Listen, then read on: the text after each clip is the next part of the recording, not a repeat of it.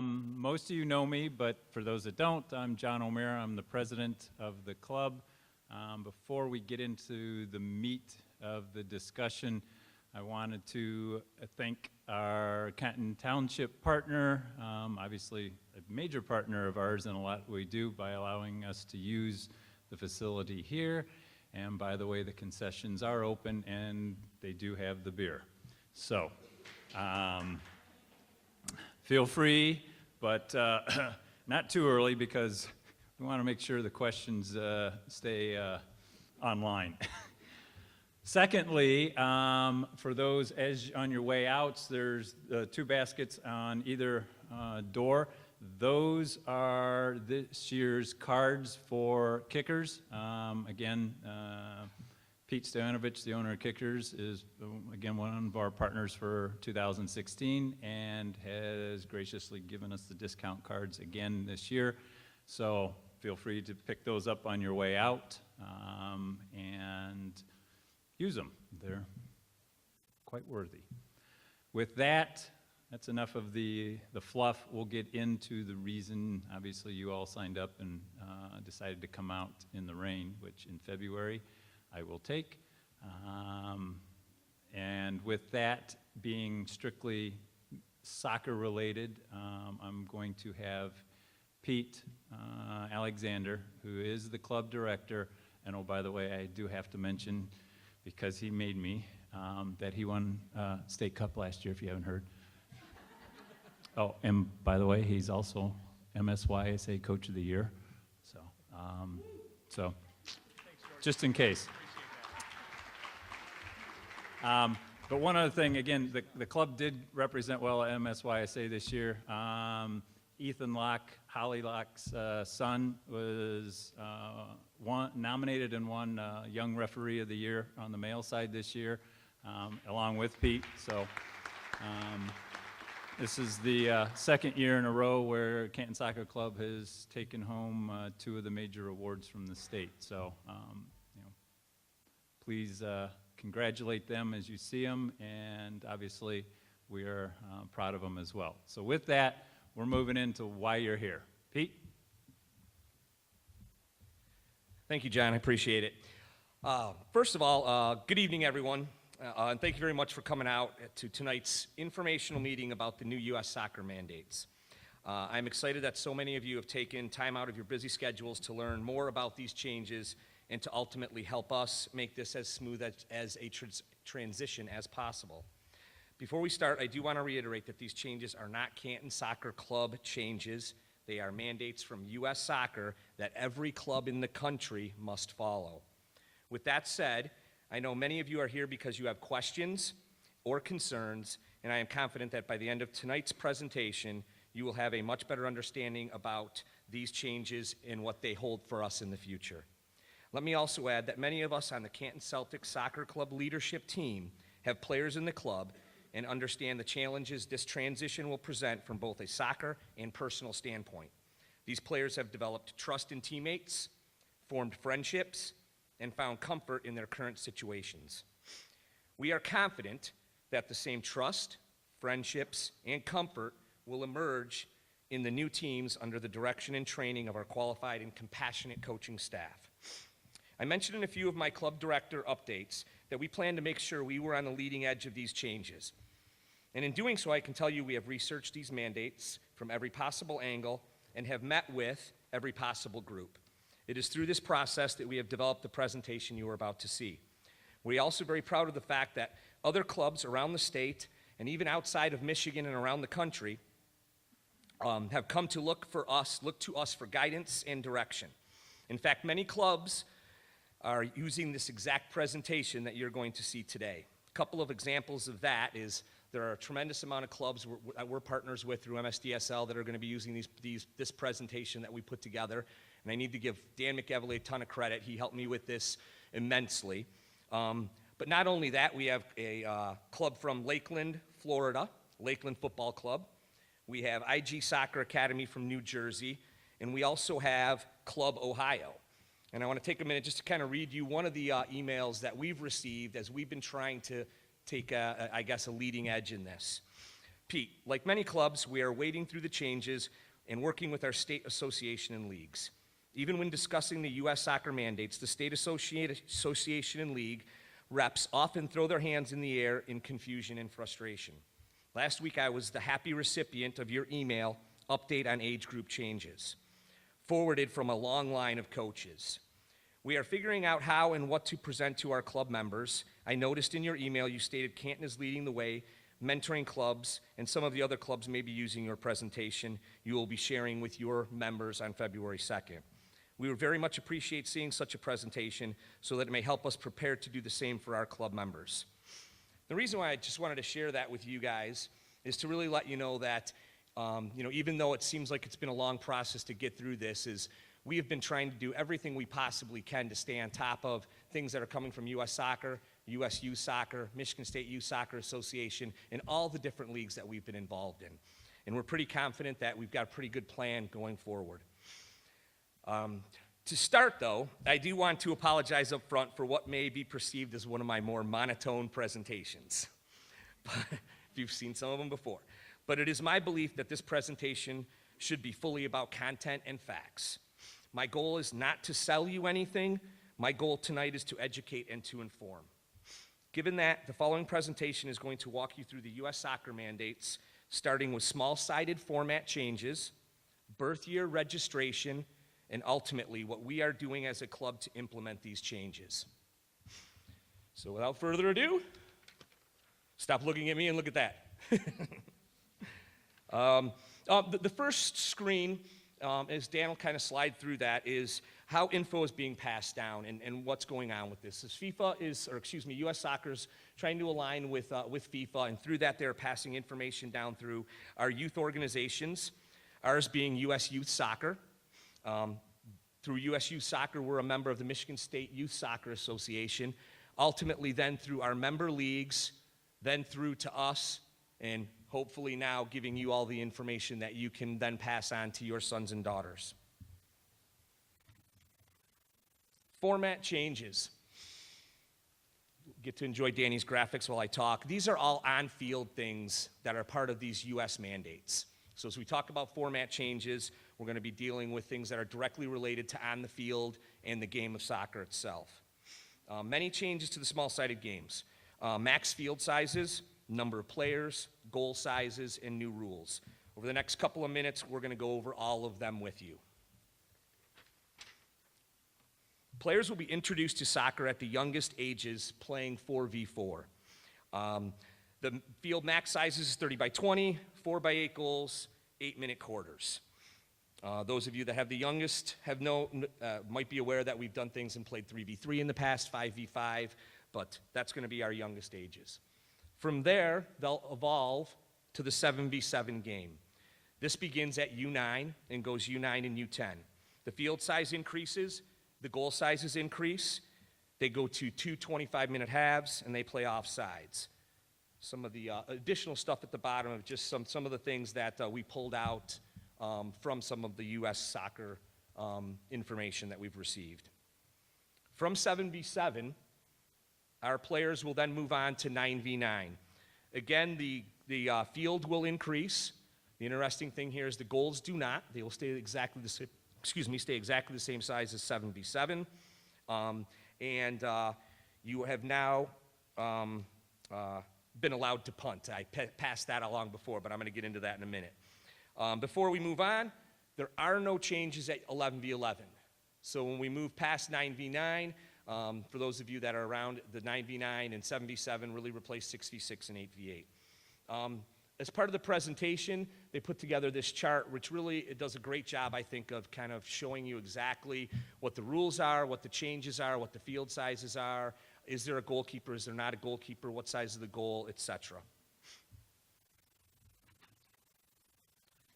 All right. So able to move through small-sided stuff quickly because I'm thinking most of us are probably here to get a better understanding of the birth year registration and how that's going to impact our players. Please take note to look at both next year's U and age.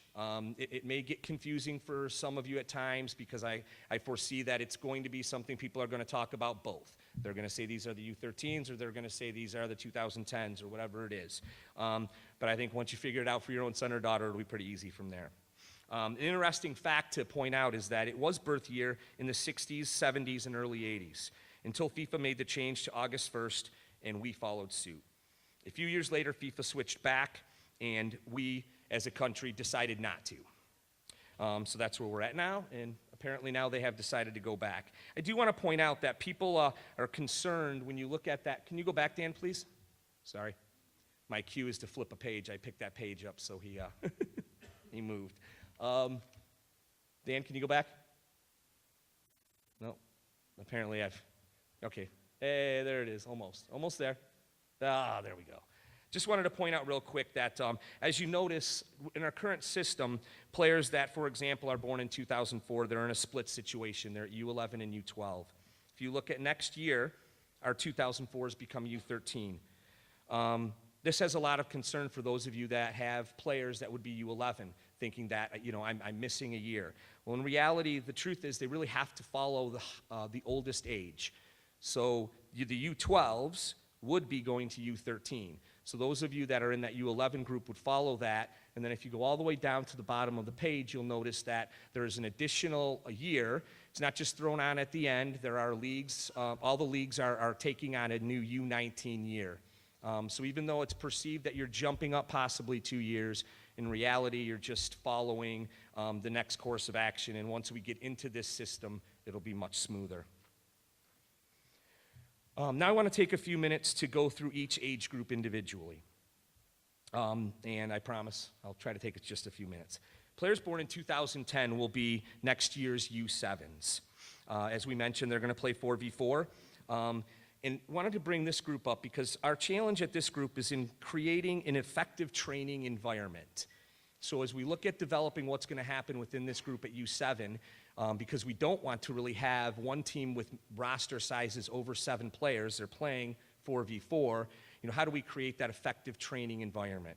We're going to be looking at possibly a combined 2 teams, not a pool, but 2 teams would train together but play games separately. Another option, and again, these are going to really be determined at our numbers at tryouts, but our other option would be a larger roster, possibly something like 12, where that one team of 12 would get split up and then ultimately play still in different leagues. Okay, hopefully that makes sense to you, so that you know, they'll still get the same amount of games, still get the same amount of training, still do all the things that they need to do, but and again, it'll be really based on the numbers that we have at tryouts. So as we move on, players born in 2009 will be U8. According to the new mandates, they will play in the same format as our U7s. There's an issue with that for next year. Next year, because our current U7s are playing 6v6, we don't want them to have to now drop down and go into the 4v4 system. So what we're going to do with next year's U8s, they will go up and play a 7v7 league against other U8 teams in the MSDSL. So they will play in what is actually called a U9Y. The Y, I think, stands for youth, young. You can come up with a Y name, but that's what they call it. They will play with goalkeepers, and we'll have the 25-minute halves.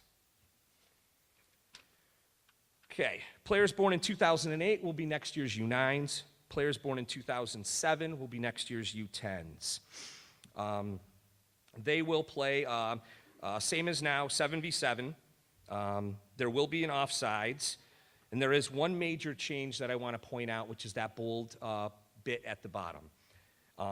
U.S. Soccer is asking that these 2 age groups, and really only these 2 age groups, work with an additional line on the field that they're calling a build-out line. The build-out line is used to promote playing the ball out of the back in an unpressured setting. When the goalkeeper has the ball, either during play or from a goal kick, the opposing team must move behind the build-out line. Once the opposing team is behind the build-out line, the goalkeeper can pass, throw, or roll the ball to a teammate. Punting the ball at these ages, at 7v7, is not allowed. The reason behind that is to really promote kids playing soccer, trying to play out of the back, being a little bit more creative. After the ball is put into the play, the opposing team can then cross the build-out line and play can resume as normal. For those of you wondering, the build-out line is actually 14 yards, and the big box is 10 yards. So it's an additional 4 yards farther than what would be the large box. Okay, players born in 2006 are U11 next year, and players born in 2005 are U12. This is when they are playing 9v9. They do play with the same size goals as I mentioned before. Their field does increase. And a big point to mention here is that our U12s, there will be no U12s that will be allowed to play 11v11. If you're a U11 or a current U12 and have been noticing that some of our teams do play 11v11, that is being taken away from us again through U.S. Soccer. So no 11v11 until U13. Before we jump over to U13, I want to just jump on a couple of MSYSA rule adaptations. For those of you that are aware, there's an additional league that we're in, which is our Directors Academy. Our Directors Academy has traditionally been U11 and U12. They will be adding a U13 division. I'm going to talk a little bit about that a couple of slides later. Also at this age, there's Junior State Cup and ultimately leading into State Cup. U10 through U12, there is a Junior State Cup that is offered. U13 to U19, 11v11 is the regular State Cup. The big caveat to this is through a bunch of different meetings and reasons, our U11 DA teams will not, and in fact no DA teams will play State Cup, Junior State Cup. In fact, the state has created a match day on the weekend of the semifinals and finals of State Cup up in Saginaw to let the kids come up and experience the atmosphere of the State Cup weekend without playing in a state-run competition.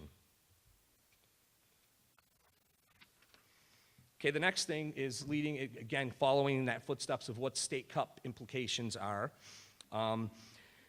If you're familiar with how things work, it's always been in the past that to keep your team in the area that they're in, whether that be the division that they're in MSPSP or MRL, or how they would get seated in State Cup, they must keep 51% of their players on their roster from the year before. Because of the major shakeups, MSYSA is getting rid of the 51% rule for the next 3 years. USYSA and MSYSA, because as you advance, your team would then move on from MSYSA State Cup to the USYSA National Championship Series. Teams will initially be seeded in the State Cup by the MSYSA State Cup Committee, but I think it's important to note that in this seeding process, meetings with the directors of coaching from clubs like ours will take place for feedback and consideration for final seeding of these teams. So as you're sitting back being concerned of the makeup of your teams, we're here to make sure that we get our teams properly placed. Okay, players born in 2004 are U13s. There are no playing format changes. I'll mention that a few times going forward because from now on, we're fully into the 11v11 game.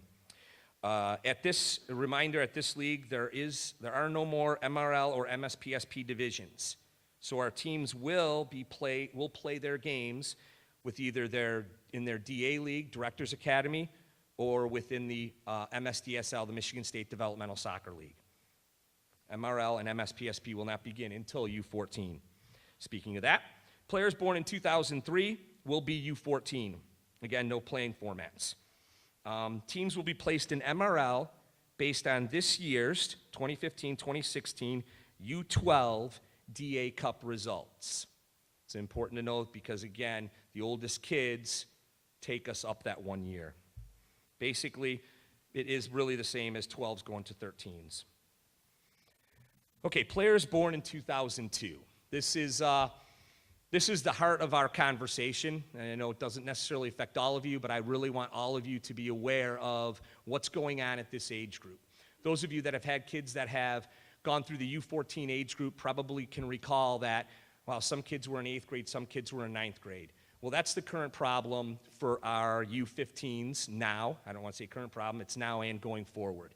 So for next year's 2002 players, there are no format player changes, but as defined by U.S. Soccer, there are what they call trapped players. These trapped players are 8th grade players that are U15 and or 9th graders not playing high school. The good news is we've developed a plan that we hope will, actually a twofold plan that we hope will be able to help these players get through what could be, a tough situation. The first option is if we do have enough players, we will offer a full year program at that age. And to be honest, this is my number one option. Our goals will be, and I'll kind of explain that down there, but our goals will be to meet with this age group probably more so than we meet with others. This would mean that how would they play? What league? The big question is what league would they play in during the fall for the boys and the spring for the girls based on there not being a league available. Well, both MSPSP and MRL have said they are going to create opportunities for our players to play in what they're calling either a supplemental or a developmental league. So there will be games that they will play. Option two, if we don't have enough players, and again, this is just in the worst case scenario, players will train with same level players at the U14 age group. So if you're 14, a U15 white team player, you will have the opportunity to train with the U14 white team during the time that you'll be not with your team. And again, the plan will be to meet at a later date prior to tryouts after these players have trained with each other to really have a very honest and open discussion with this parent group. What are your thoughts for high school? Here's the plan for us moving forward. And then finally, to really kind of put the icing on the cake on this is, I do want to let all of you know that I have spoke to all of the high school coaches in regards to this. High school coaches, the Canton, Plymouth, Salem coaches, those varsity coaches have told me that if your players are going to play on our freshman team, we would most definitely rather them play with their club team. Two of them have said, if they're going to play on the JV team, I could see them playing with their club team as well because I know the competition's going to be better than what they'll probably get with us. One of them said if they can get involved with the JV program, it might be good for them there. So there's probably a gray area in whether or not your son or daughter plays JV. But I can honestly tell you, in having conversations with all of them, that they believe that club soccer offers a better value to their development than playing freshman soccer in high school. All right, so I want to really be clear on all of this. So the best way for me to be clear is to let Danny get creative and come up with a cool little graph. So what I want to talk about now is in the event we cannot form a full year team. I think a full year team is pretty self-explanatory. In the event that we cannot form a full year team, here is a window, here's a picture, of the full year of that player's soccer. Right now, I've got the boys up, and we'll show the girls in a second. To begin with, they most certainly will do college camp with their team. The next step will be before high school tryouts happen, there will be either a tournament and or competitive friendlies. This actually is a great value to both those that are going to stay with the club and those that might potentially the following weekend be going to their high school tryouts because it gives them an opportunity to get some more competitive games in before a selection process. That window that's there is actually, on average, we'll say 10 weeks because I don't want to undersell it. But there's about a 10-week window there where they would be playing fall soccer normally that the normal fall season would not be available to these players. When I say the normal fall season, working with their team, practicing with their team, and playing their league games with their team. But remember, all of these players are going to have the the ability to train all year long within our club. So during those 10 weeks, they're going to be able to do that. Once that process gets through there, which is typically, based on when freshman season ends, when JV season ends, would be about October 20th. These teams will start training immediately on October 20th or 19th or 21st, whatever that day happens to be. So as a team, they're going to fully get together. So the high school players, as well as what are known as those trap players, will get together with their group and begin training immediately. Our goal then would be for them to possibly do a November tournament so that they're getting some competitive games in immediately and or getting involved in indoor right away. And then from there, they're going on their regular season. So even though it's not an ideal situation, and even though it's not my first option, I want to make sure everyone is aware that we're going to do the best that we can to make sure these kids are not just sitting around all fall or all spring. And speaking of all spring, I definitely do not want to ignore our girls in the room. So the girls program is basically just take that graph and flip-flop it. They will have college camp, then they will have their normal program for fall and winter because that's when they would be playing club. At that point would be, middle of March would be the high school split. And then immediately after they're done with their high school season, they're going to be getting together with their team to begin training. One will be to train for a new U15 bracket in the Canton Cup. So within a week and a half, they'll actually be competing together as a team, and then they will train together throughout the tryout process. So again, when you really get a chance to look at the big picture, and again, my job isn't here to sell you anything. I'm giving you all the facts that I possibly can and all the options that I think we can work with to make the best out of this situation. And going back to those two options, I think those are the two best ways that we can handle this situation. All right, moving on. Players born in 2001 are next year will be our U16s. Players born in 2000 will be our U17s. Great news. I got nothing to tell you. Everything's good. No format changes, nothing. All right, go on to the next one, Danny. Thank you.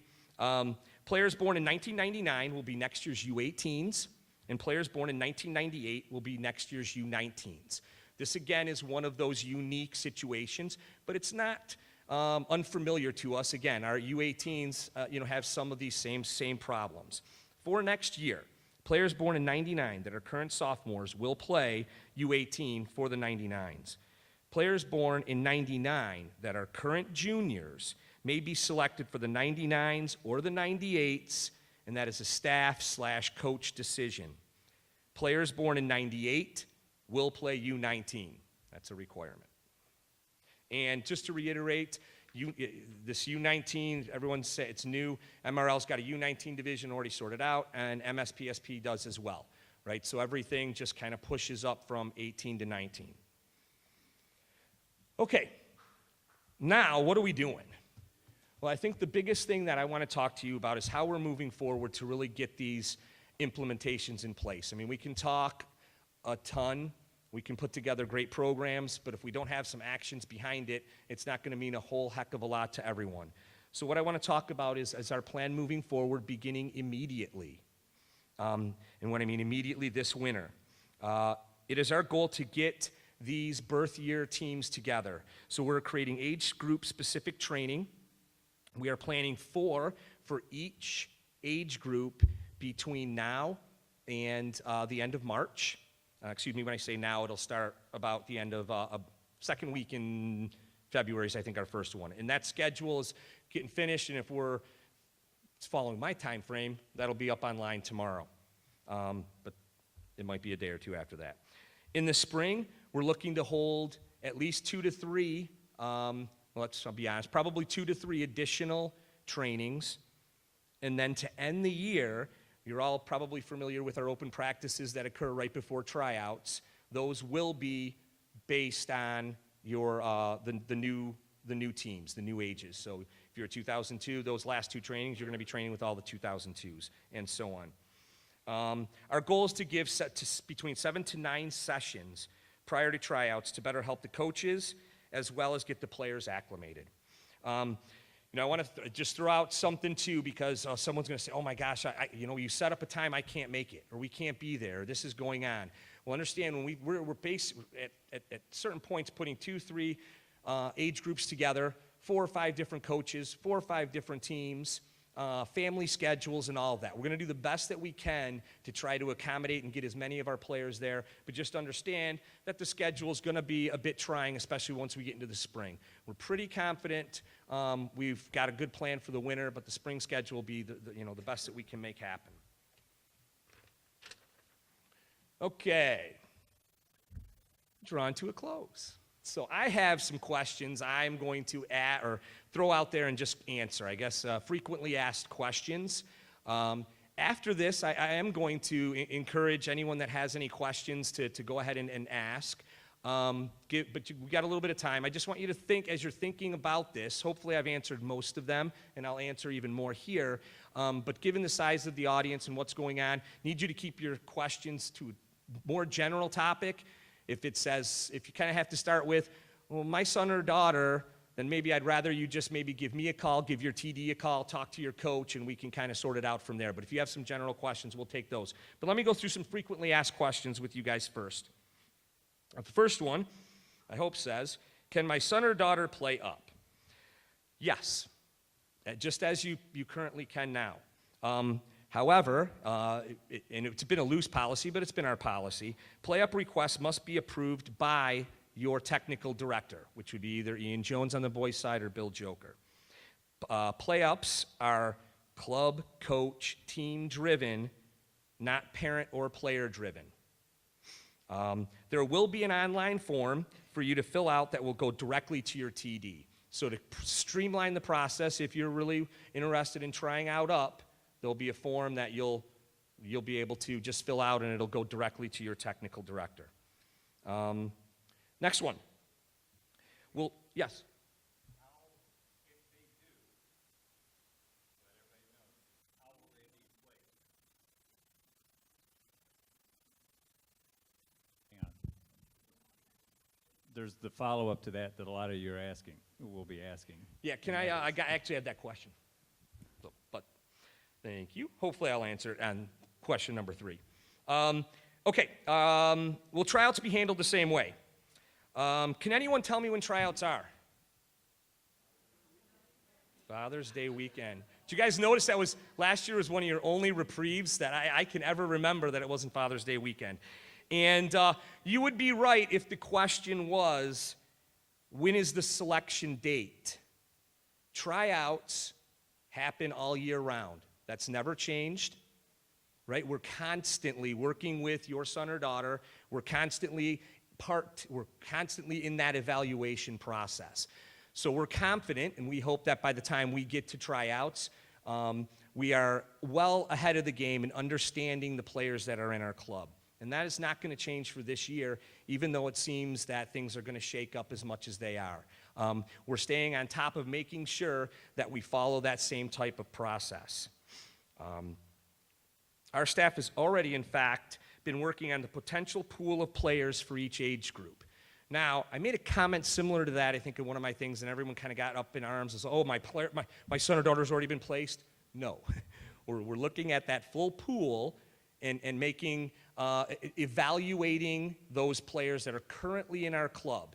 And remember, there's another bit to that, of course, the unknown of tryouts, who shows up or who potentially does not show up. Just keep all that stuff in mind. Okay, where I hope I'll answer this question for you, John, is number 3 is, can I try out at 2 age groups? No. It would be incredibly hectic, but let me go on. If you are granted permission to try out up, you must try out for that age group you were granted permission to be a part of. You may, however, be asked by the coaching staff to be evaluated at your true age group as well. And again, once we get to the weekend and can evaluate our players and who shows up, again, who doesn't show up, those decisions can be made at that point. Next question. What happens when 2 returning players have the same jersey number? Now, you all put your hands down. You were all going to ask that question. I know it. Well done, guys. We did well. All right. There's two parts to this, and let me try to do the best I can to get through it all for you. Actually, there's multiple parts to this. The following leagues have agreed to allow duplicate numbers for 2016-2017. MSDSL, WSSL, Whistle, Western Suburban Soccer League, DA, Directors Academy, MSPSP, Michigan State Premier Soccer Program, and State Cup. Unfortunately, MRL is requiring unique and permanent numbers for all of its players. Given that, we will supply new jerseys, hoops and black only, to the player that chooses a new number for MRL. Again, MRL only, because we don't have to replace that. So yes, I'm telling you that if you get in that unfortunate situation and you're an MRL player and you have to get a new uniform, the club is going to take on the cost of replacing the hoops and your black jersey. Choose a new number, MRL only. Other leagues have agreed to allow duplicate numbers. So it's on there. Okay. Now, the other question is, some of you are saying, I don't care about paying for it. I want my son to keep number 10. That's fair enough, but obviously we have to have a process in place. So I'd like to kind of go over that with you quickly too. So if there is a situation where two players have the same number, how do we decide who gets to keep it? I like the rock, paper, scissors. That's the first one I came up with too. But number one, let the kids decide. One of the two may not care. The player, and just so you're aware, the player giving up his or her number will then be allowed to have first pick before any new players. So if one player says, yeah, I don't care about number 6, I'll get to something else, they would then be allowed to have the first pick of what numbers are available. Second part, if a player is playing up, they will be the one required to change. Let me give you an example. A true 01 who petitions to play with the 00s is given permission and is selected to the 00 team would need to pick a new number in the event that there is a conflict. This would not apply to a player who is forced into a new year because that is his or her true birth year. Does that make sense? Okay. All right. Next step. The player, if it needs to keep going, the player who has been in the club the longest will get to keep his or her number. And again, we're trying to be as fair as we possibly can. And then we go to the rock, paper, scissors. Given everything is equal, we will do a coin toss between the two players and allow the losing player to pick a number before any new players are allowed to pick. And again, I think that's the fairest way as we possibly can to try to help us get through this whole process. So hopefully that answers that question for all of you on the jerseys. Next one. Okay. What is recreational and or community side of the club doing? Currently, we are working with our recreational leagues to finalize the program for our community recreational players. They do bring in a unique thing that's a little bit different than the premier player. So we're working with those leagues to make sure that we do the best that we can for those players that are really just out there to enjoy soccer and get a little bit of exercise. So we hope that we'll have that finalized with Whistle and some of the other groups here within the next couple of weeks. Next. When will we find out who our coaches are? This comes up this time of year all the time. Typically, we announce our coaching assignments on or around April 1st.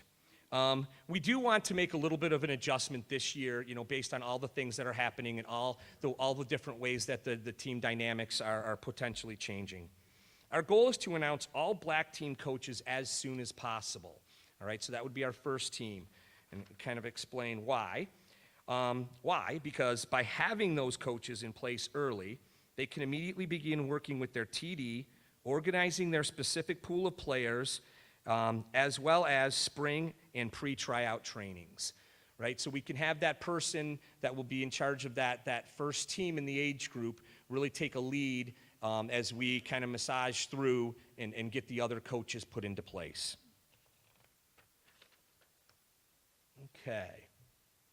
So believe it or not, I've actually had a lot of people come to me, and actually a number of coaches come to me and say, our parents are saying, hey, what can we do either to help, or how can we get involved in this process? I definitely know you want to understand more. That's why you're here. So I put together a couple of things that I thought would be something for you guys to take out of this meeting as something you might be able to do to help us with this transition. The quick bullet points are: communicate with your son or daughter.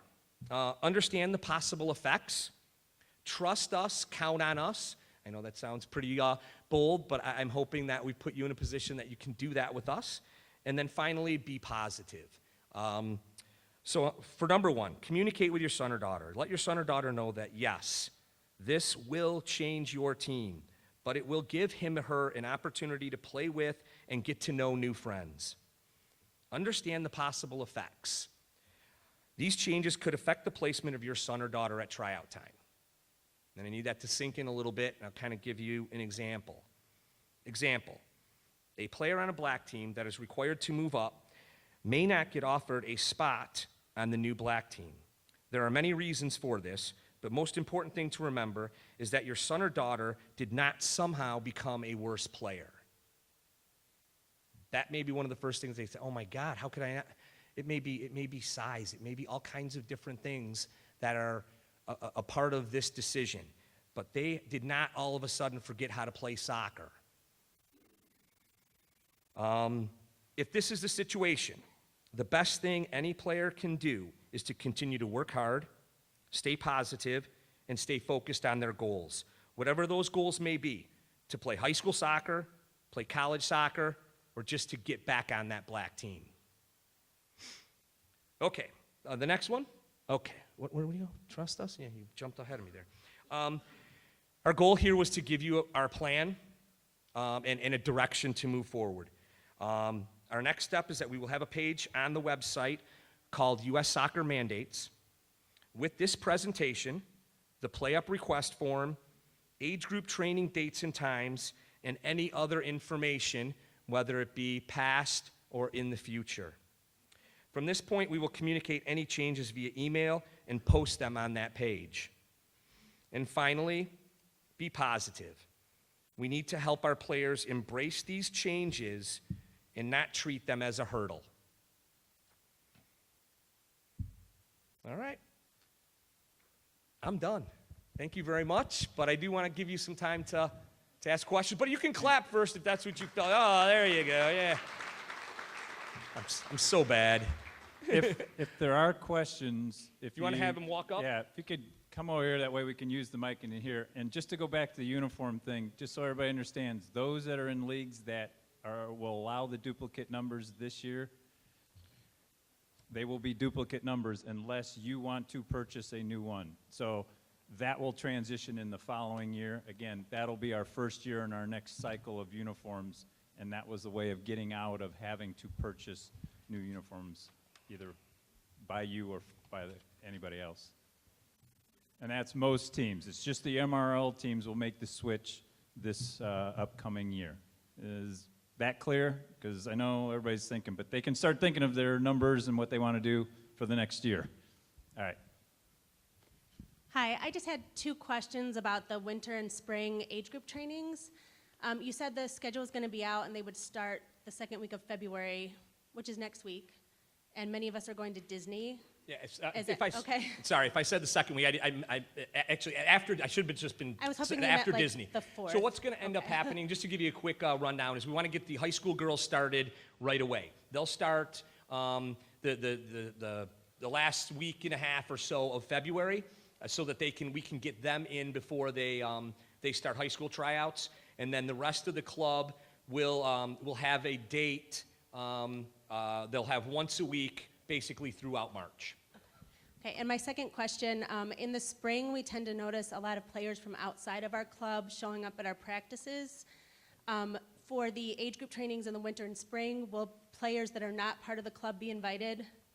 No, for our age group, this is something that's all in-house. And what she asked was simple, that, you know, there are people from outside of the club that are interested in our club. I think that's a wonderful thing.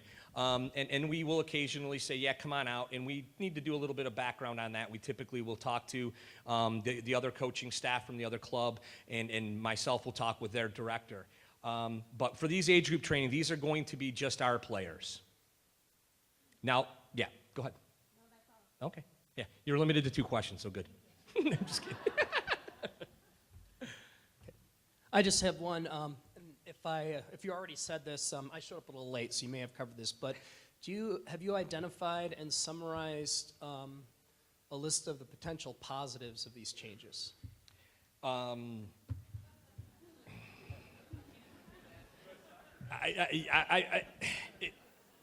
The big question is if you're looking for a why or something like that, I really suggest you go online, do some research, check out all the U.S. soccer stuff. It wasn't. I really didn't feel it was our job to really get into what's in their head.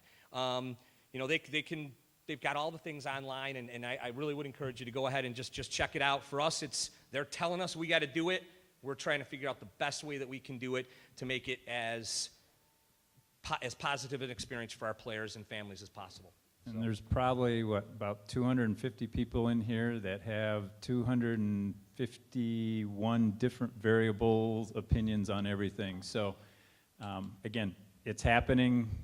This is our way of rolling with what the changes are going to be. Hi, I have a question for the little ones. You said for 6, 7, and 8-year-olds, they'll play in a 4v4 format. Would that be at Freedom or Heritage? There's no goalie. There's no goalkeeper. Is that what you said? Yeah, there's Yeah, no there- goalie, so would that be Freedom?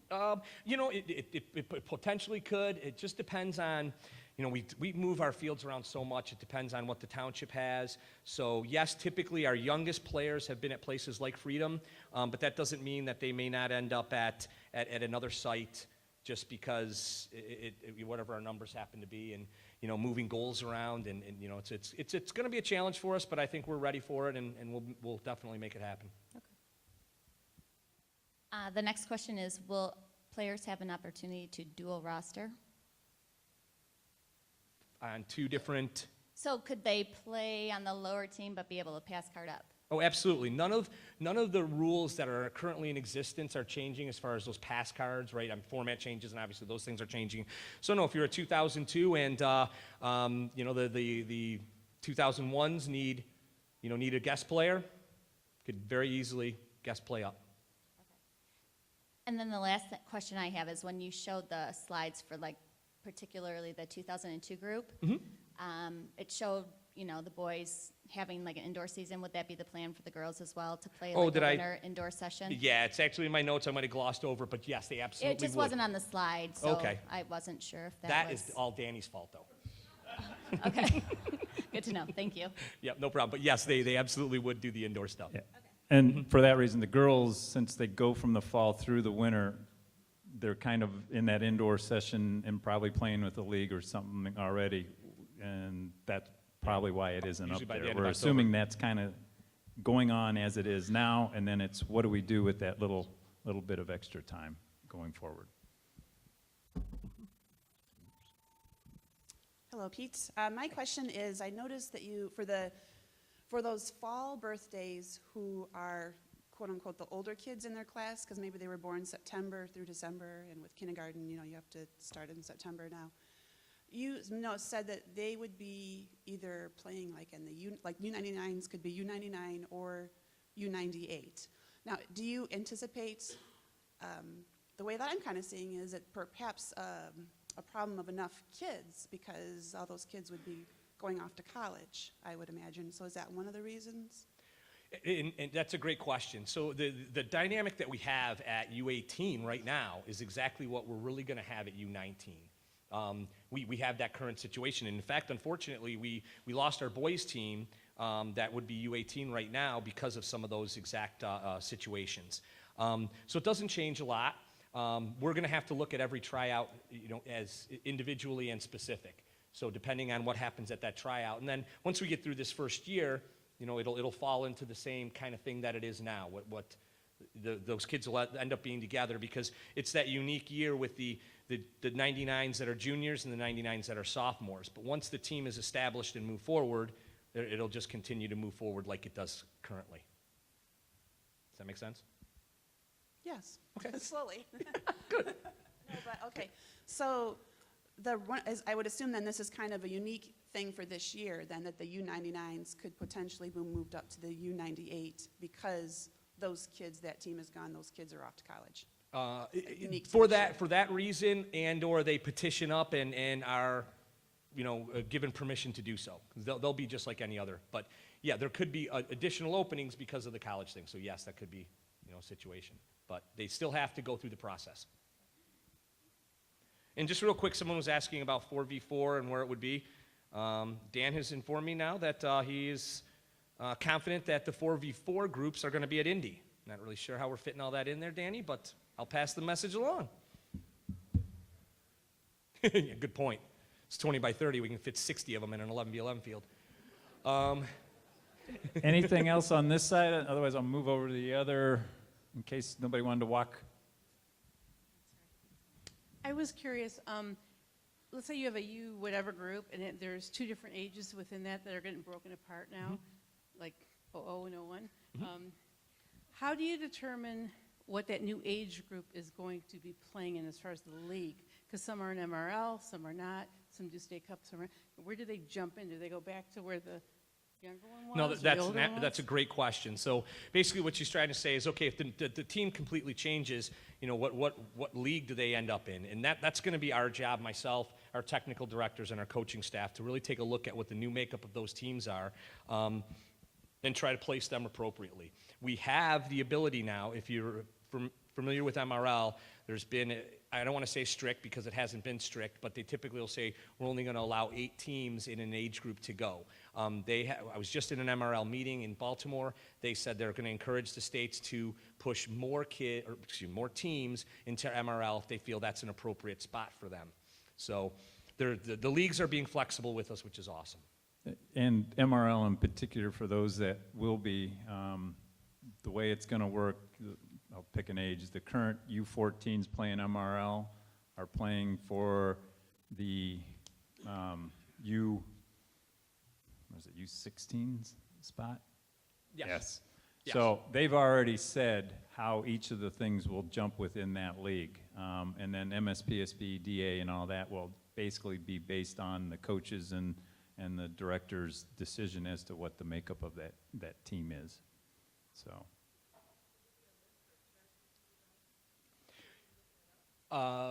She asked if there would be a list or chart as to where they would play. Well, basically, that beginning part of the slides, if they're where it was, I think it's U11 to U12, wherever it is, those will, or U13 now will be DA. Our black teams will be in the DA Academy, which is the Directors League. The rest of them will play like they normally do in MSDSL, which is the local regional or local league. And then U14, they will play in the MSPSP league. Now, whether they play in Division 1, Division 2, Division 3, Division 4, whatever within those, it'll be determined by the coaches and the DOCs getting together and helping place those teams after tryouts as they go forward. 2002 trapped players. Yes. Will you know if there's enough to house a team at tryouts or after high school tryouts? No, our goal is to actually sit down with all of those 2002s and hopefully have a very open and candid conversation about what are your plans for the fall for the boys, and on the girls, what are your plans for the spring? Is it if we have enough that are saying, we're going to stick around and play club, then we're going forward with that full year team. If there are too many that want to play high school, then we have to use the tryout process to make our final decision, because obviously we would may potentially have more numbers, right? Because we won't know our exact numbers there. So we'll be working towards a worst case scenario and hoping for best case scenario type of thing, right? So, but our goal will be, we will have a parent meeting to sit down and be an email going out, and I want to make all of you as parents, especially at that age group, to be, rest assured that whatever you decide is best for your son or daughter or your family is going to be okay with the club. We're going to make sure that we do what we need to do to take care of whatever the situation might be. So, like I said, that's why I'm hoping we'll be able to sit down and have those candid conversations.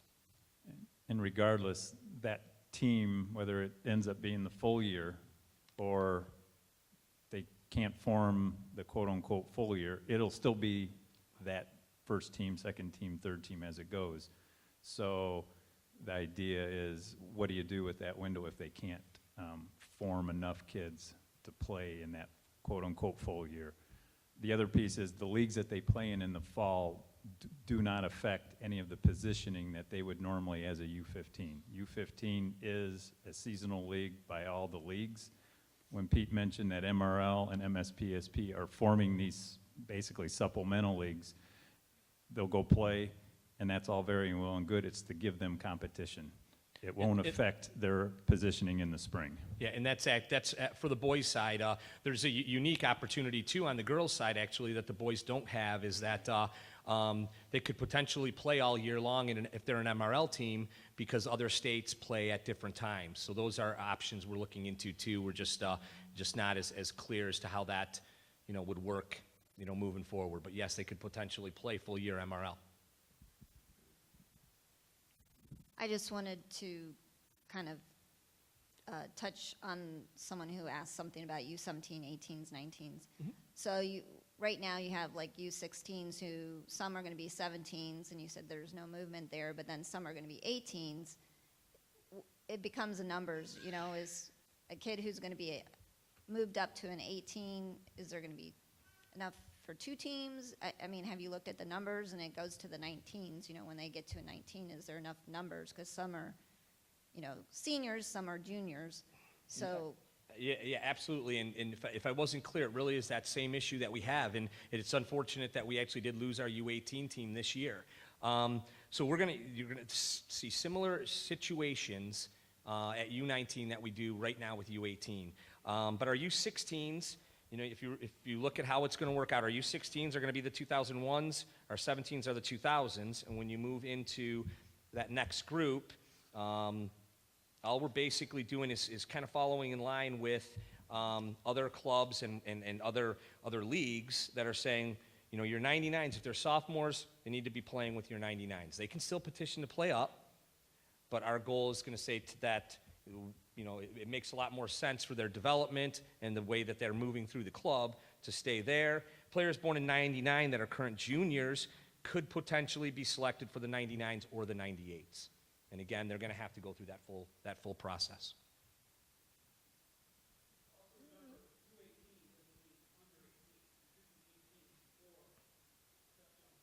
Yes.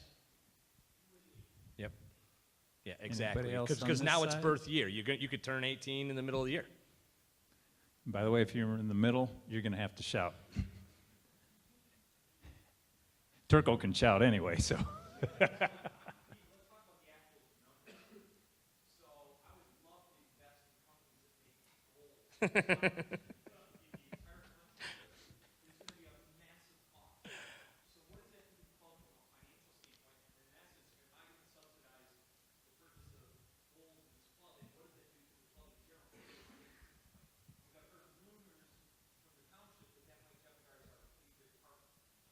I mean, I can't address the rumors, but to the one question, yes, for sure, Mike Turco has to subsidize our goal purchases moving forward.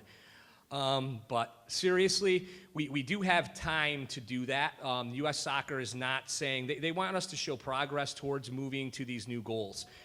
If you actually go do your full due diligence, the current goals that have been for our 6v6s and are now going to be for our 7v7s and 9v9s, everyone has, all manufacturers make 6x18 foot goals. I'll flat out tell you, right now the mandate says it needs to be 6.5 by 18.5. I've been told by everyone they're not taking out a measuring stick, but I have no idea. I can't answer why they put the ½ inch in there, or this extra 6 inches on both sides.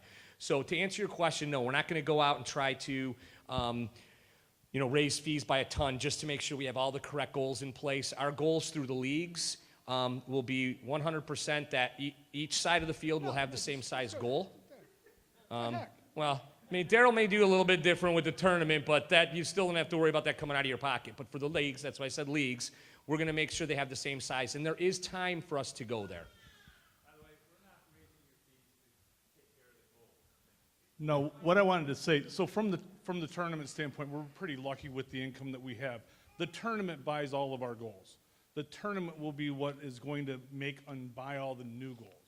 So basically, it's on my shoulders to make sure that we're more profitable during the tournament to be able to do this transition. It's the 9v9 goals, right? The 7x21s. those are the ones that over the next couple of years, we're gonna have to replace. So as we look at, we replace goals every year. As we look at our capital, replacement for out the township, we'll take a look at that, see what we need to replace. But it will not come out of anybody here.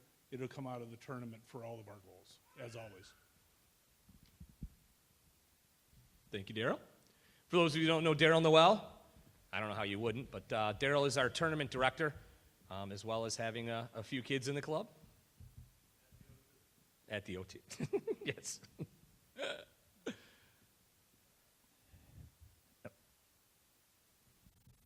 Over here, that way we can get you on camera. Pete, you had a slide earlier where you had 4 classes in the winter and 2 in the spring, which would be the age group training. Yes. And so all of the 2005s would train together, all of the 2006s would train together.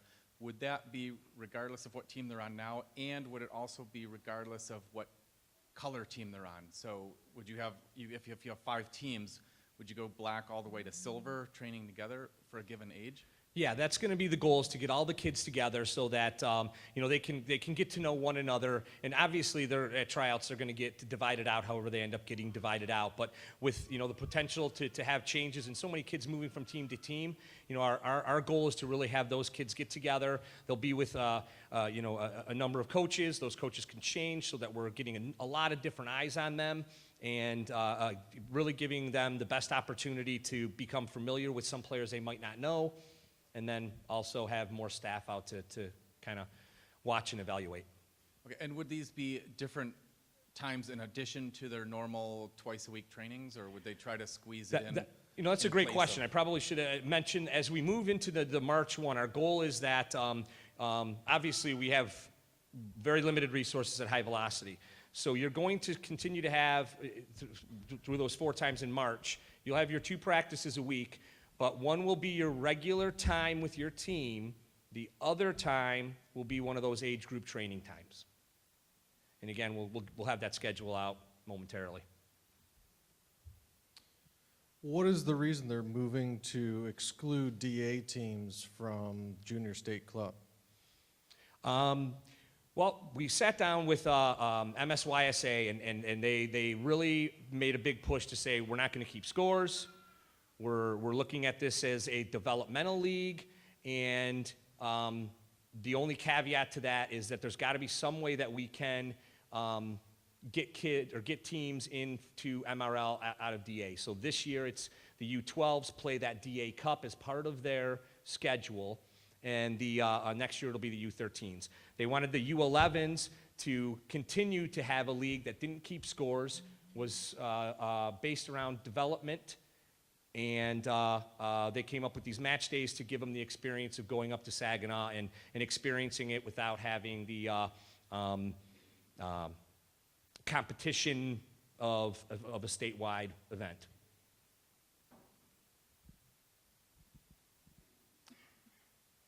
Anybody else? I know everybody wants to get out to the concessions and get the beer, but Well, obviously, to wrap things up, thank you so much for coming out. As I said before, there may be some of you that have individual questions. Please contact me, your coach, your technical director. We're here to help, and hopefully this becomes a great process. So thank you so much for being available to make this club better.